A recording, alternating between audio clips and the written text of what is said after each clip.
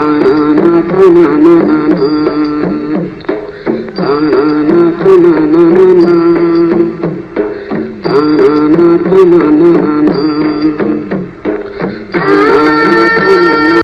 मु राजेंद्र राजसुनाखेला महोत्सव कमिटी तरफ आयोजित डिजिटल रैली राजसुनाखेला को एनएससी मान्यता दाबी आम आसी पहुंचीछु राजसुनाखेलार विशिष्ट व्यक्तित्व लक्ष्मण राणा बासगृह आसतु तांकर प्रतिक्रिया ना कौन कहते बाबद। नमस्कार। गत वर्ष जो महोत्सव होता रणपुर निर्वाचन मंडली खोर्धा बेगुनिया बरगढ़ ये सबू जिते जगार होती महोत्सव आम राजसुनाखेलार महोत्सव ता प्रशंसनीय एवं सुनाखेला गौरवान्वित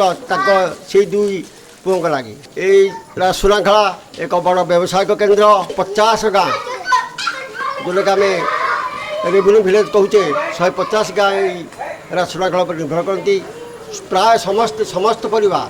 हजार हजार संख्यार परिवार आसी महोत्सव को उपभोग करछंती। तेणु से दुई पुओं को मोर धन्यवाद एवं सहित बहुत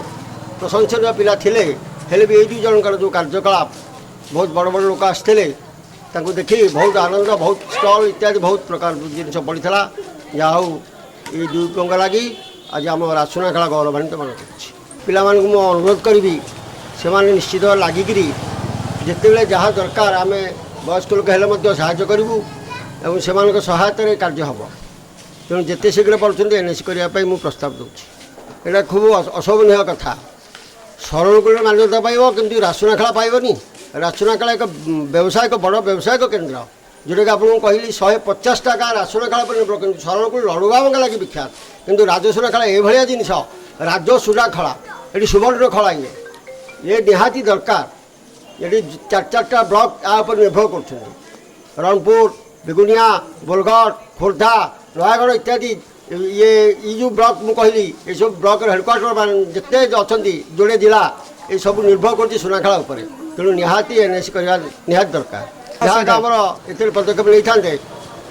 आगु तो हो जाता आम शुणुल हम बोली कि हो पारानी तेणु मुझे माननीय विधायक को अनुरोध करुँची सत्यनारायण प्रधान महोदय को मुझे वयस्क लोक हिसाब से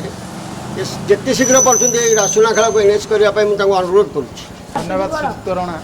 जहाँ आप शुणुले राजसुनाखेला को किपर एनएससी मान्यता दिज्व क्यों कारण राजसुनाखेला एनएससी मान्यता पाया हकदार।